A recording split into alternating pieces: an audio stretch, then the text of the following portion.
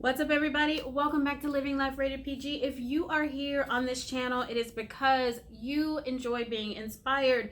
You're also a career professional, a regular 9-to-5er, somebody who wants to continue to develop professionally, personally, get organized, get their minds right, and be great in the space that you're in, because that is what we do over here. So today I want to talk about it's performance planning season. So this is a great time of year, and I know a lot of people hate it, but I'm going to tell you why you shouldn't hate it and why you should spend time making sure that your performance plan and your goals align to what it is that you are trying to do professionally, where you want to go. So that's what we're talking about over here. So let's get started. No, please don't kill my vibe. Live my life, I give it all I can. All right, guys, so we are talking about performance planning season. This is not performance review season. This is planning for the information that you will talk about during your review. Reviews usually come up maybe quarterly, I guess. Yeah, 4 times a year. So right out of the gate, so let me tell you how this works. If you are new to starting a job and you've never really had a performance planning opportunity, you have not really gotten into the performance review thing yet. So let me give you the kind of high level, the very, very high level of how this unfolds and why it unfolds and why it's so important to you. Okay? So the first thing that normally happens is your leadership team, your executive leadership team, they will have a discussion about kind of reviewing their key performance indicators or some sort of metric based on the company's performance. And based on the output of that conversation, they will create these goals and milestones that all of their business teams need to accomplish by the end of the year, or by some specific date, some point in time. Once they create that information, they will push those goals and milestones down to the business team. There'll be some key initiatives, some things that they really want to make sure that, the company either does well or continues to do well. Once that happens, your line of business leadership team. So if you're like in the risk department, the risk leadership team will get together, review the information that came down from corporate, and then they will dice it up even more. And then they will push that out to their individual business teams. So their individual business units. So part of the overall governance and risk team will divvy it up between maybe their policy teams or training teams, whatever.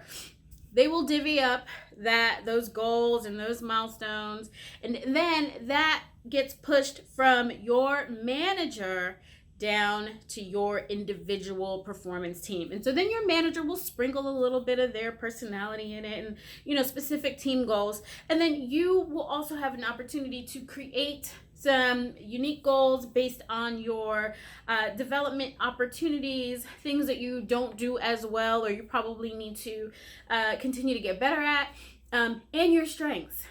This will also include things like business acumen, any corporate trainings, those compliance trainings that you have to take, maybe any specific licensing or certifications or just whatever. So all of your kind of personal things, personal development opportunities need to be included in that as well. So you will have a conversation. So that was like my 50-foot view, right? And it's really generalized because it could slightly vary from company to company, organization to organization.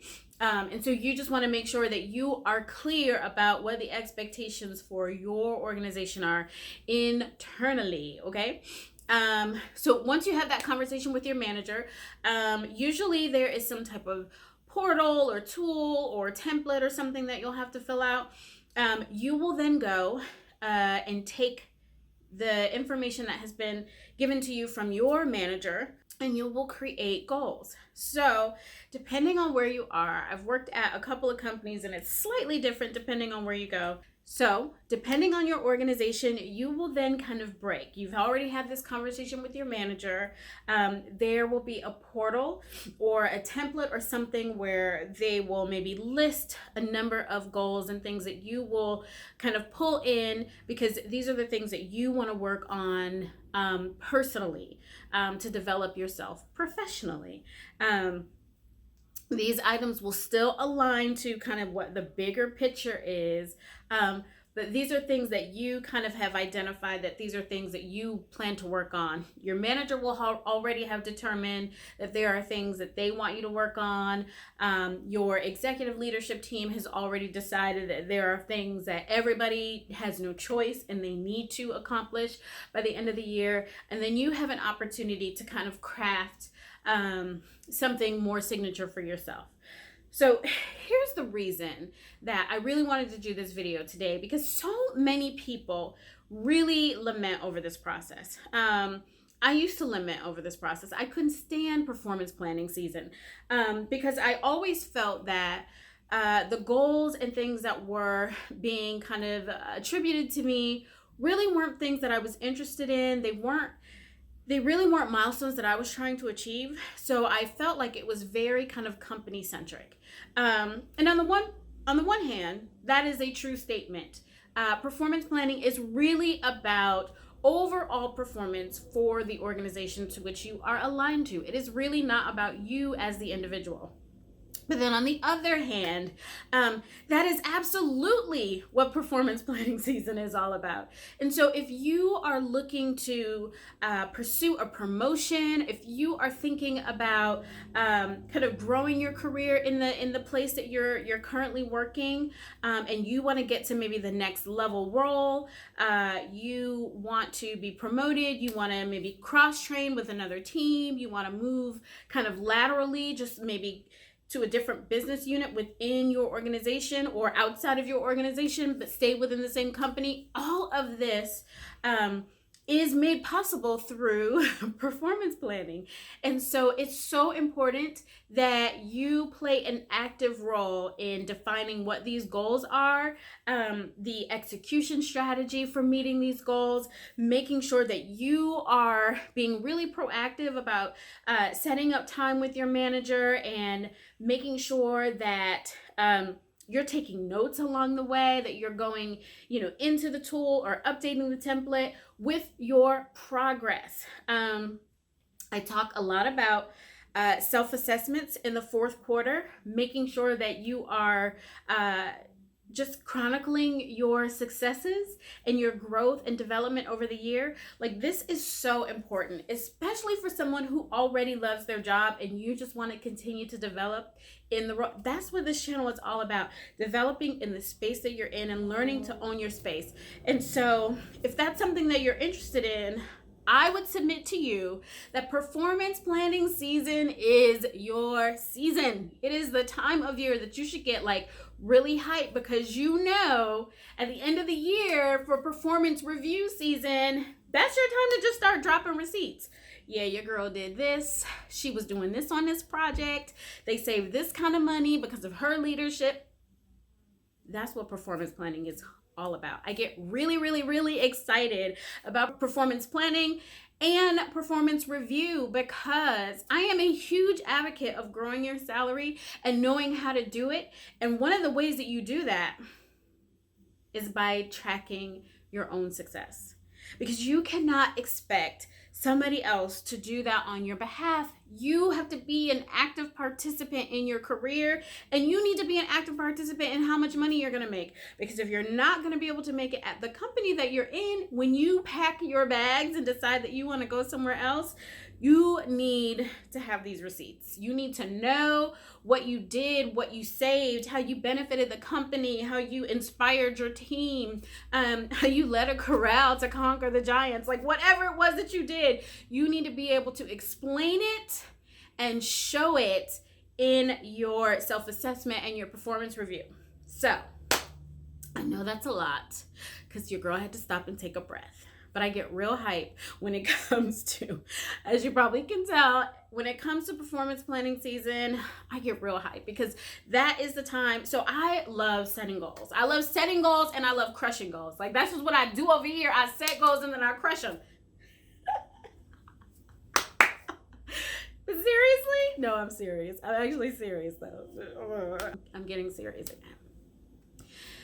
You need to make sure that you are all over it when it comes to identifying your goals, creating milestones, and then defining some clear, actionable tasks so you can do the stuff that you set out. That's not just personally, that's not just professionally, it's both. Like, performance planning season is if you are an analyst A and you want to become an analyst B, by the start of next year, or if you've got a 6-month timeline and there's some stuff that you're just trying to hit real quick, you need a plan. You need a plan. Like, how do you get from point A to B to C? You need to know. And sometimes the steps don't reveal themselves to you until you actually take the first step. Until you mark out the first step on the journey, the next step is most often it just does not reveal itself. Detours don't reveal themselves until you actually start moving. So this is really important. This is like career importance 101, right? Yes. Trust me when I tell you. So you definitely need to, you're probably going to get some kind of goals that, will already be in the tool or in your portal, or on the template, however you receive this information. Again, I don't work everywhere and I haven't worked everywhere, so I don't really know how it unfolds for every organization, but you need to be involved in this process. And so you need to understand, one, where are the goals coming from? Like, what are they aligned to? Usually all that information is provided in the tool of choice, right? So this goal is it's aligned to this metric. This metric is it's part of our leadership initiatives or whatever the case is. It will be aligned to a bigger activity. And so that's why it's being pushed down to you, or it's being pushed down to your team. So that's one. Those are the goals that are being pushed down. But when you are selecting goals and identifying goals that you're going to use for yourself, because they're part of your personal development, what is that goal aligned to? Is it because you're trying to get a promotion? Is it because you are trying to increase your knowledge in a certain area? You want to become eligible for maybe a training or a class or a certification or something to that effect. You need to be really clear and crisp on, why you selected this goal. That's the first part, is how do you actually determine what the goal is? The next part is, how do you know that you are still on track to meeting the goal by the time that you have decided that you need to be able to, there needs to be a checkpoint, right? So, like I said, performance planning. So planning is like first quarter, and then like second quarter, you'll have your first kind of checkpoint. Third quarter, you'll have another checkpoint. And then fourth quarter, you'll have your self-assessment, and then you'll have your final review. So by the time you get to the first checkpoint or the first milestone, what have you done? And how do you know that you've actually done enough, right? So what is the measurement of success to get to the first checkpoint? And then the first checkpoint is what? So that's really your milestone. And I hope this is making sense, and I hope I'm not sounding confused, because I get a little excited and I get a little ahead of myself. So you'll get through your first checkpoint. There should be a measurement of success. So maybe that first checkpoint is 50%. 50% of the goal, right? Because the goal is 100%. And so you will need to have maybe read this many manuals or written this much policy by this date. So how do you measure yourself? So the first checkpoint is the milestone. Let's say that the milestone is write 100 pages of policy. I'm just making stuff up. And so if that's your first milestone, what are the tasks? What are the actionable steps that allow you to execute on the first milestone leading up to the goal of becoming a policy writer? Right? And if there are people who are actually in compliance policy and you're like, girl, that's not right. I just said I was making it up. So there's the milestone of writing, X number pieces of policy. And then the next thing is, what are the tasks that will help you accomplish that milestone? I need to make sure I have a pencil.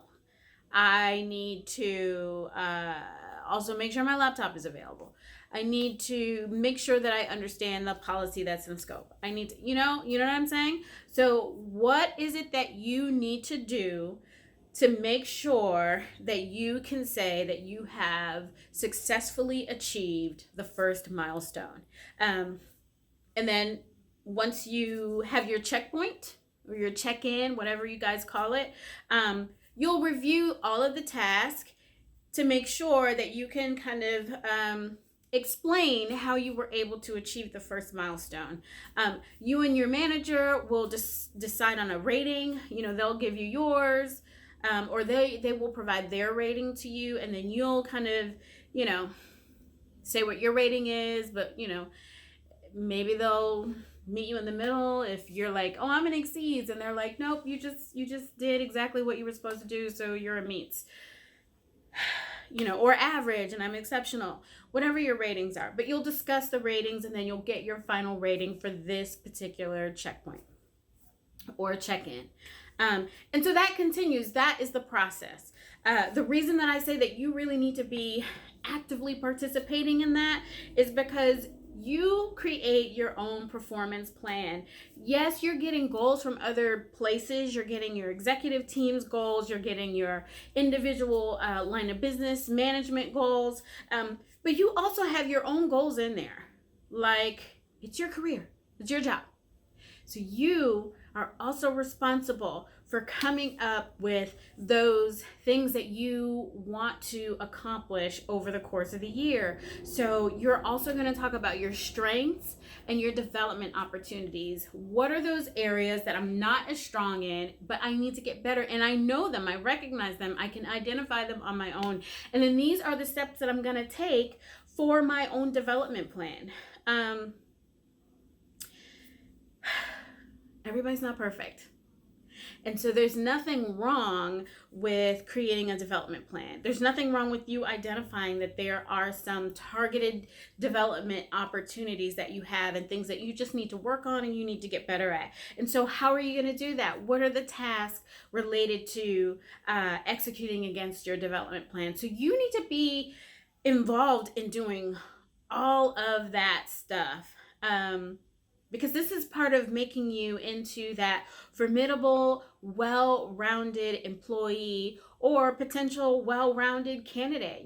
So if your goal is a new promotion, if your goal is a license or a certification or whatever it is that the goal is, you want to make sure that it is tangible enough so that you can take it and parlay it into something else. Like, don't waste these moments, don't waste these opportunities. And I get it that performance planning season is just, it doesn't have to not be fun, but it's not always the most fun part of your job because one, it comes at the beginning of the year. So when new projects and things get started, this is the wrong time for me to be trying to figure out all this other stuff because I have a new team. I'm trying to figure this out. We've got new activities and new efforts that kick off the year, and we're just trying to figure that out. We're trying to do planning. Things are still in discovery. Goal setting is it conflicts. I have my own personal goal setting, and then now I have this goal setting, and it just conflicts. So it comes at an inconvenient time, and then you've got to schedule those meetings with your team and things like that.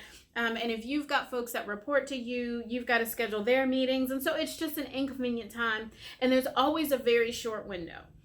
And that's another painful part, because usually it's a short window. So the moment that you find out that the window is open, you just need to make room so that you can do what you need to do. It's just such an important professional opportunity for these kind of strategy sessions, because this really does shape the direction of your work, your ability to be promoted, your ability to even be considered for different opportunities. But more importantly, this is a testament to you personally of all the hard work that you have done, and all the things that you've accomplished over the course of the year. And this is really how you chart your path. Like, I don't want people to kind of miss these moments and these opportunities, because these learning spaces, these learning opportunities are really the most valuable. So you really want to make sure that you are putting in the time and the energy to focus on your personal, your professional development, creating clear tasks so that you can achieve the milestones that you are planning to set for yourself. And then you can ultimately accomplish the goal, because the goal is the big picture. It's the big lofty thing. But what's the increment in between? Like, that's the stuff that sometimes people tend to overlook. You only want to talk about the goal, but what is the work involved to get to the goal? That's what I'm here for. So I had to take a breath, because I told you, I get really excited. I love strategy sessions and goal sessions. It's one of the things that I do as a career development coach. I love helping people kind of peel back the layers and get to the details, the nuts and the bolts of what helps them move forward. And sometimes it's because you aren't able to deal with kind of that level of detail. That's why we get stuck. That's why we get stuck in our heads. That's why we just get stuck, period. And we can't get out of the mud, because we set before ourselves these huge undertakings and no idea of how we're planning to accomplish them. So that's one of the things that I absolutely love helping people do, is get unstuck, get things uncluttered, and help you really formulate a way to set goals, to define them, and then to create your tasks so that you are able to execute on them, so that you could see kind of your way forward. So if you're interested in that kind of help, that kind of support, email me at contactme@livingliferatedpg.com. I would absolutely love to give you a couple of pointers. Notice I said email me, not book me. We can talk about that once you reach out to me, if that's something that you're interested in. And listen, I'm always giving away free game, because I had nobody to kind of guide me on my journey. And so I will happily give gems and nuggets to anybody who wants to hear, to learn, to develop, and to evolve. I am all about growth. I am all about learning. I am all about becoming the best version of yourself possible. And so email me, leave me a note in the comments if that is something that you're interested in. If you want to continue to grow in your career, if you want to figure out, how do I take the work that I've done over these last few years and show up on my resume so that I can move into another industry? Listen, that's what I do. Okay? That's what I do. And the reason that I do it is because that's what I did. I had to do that for myself.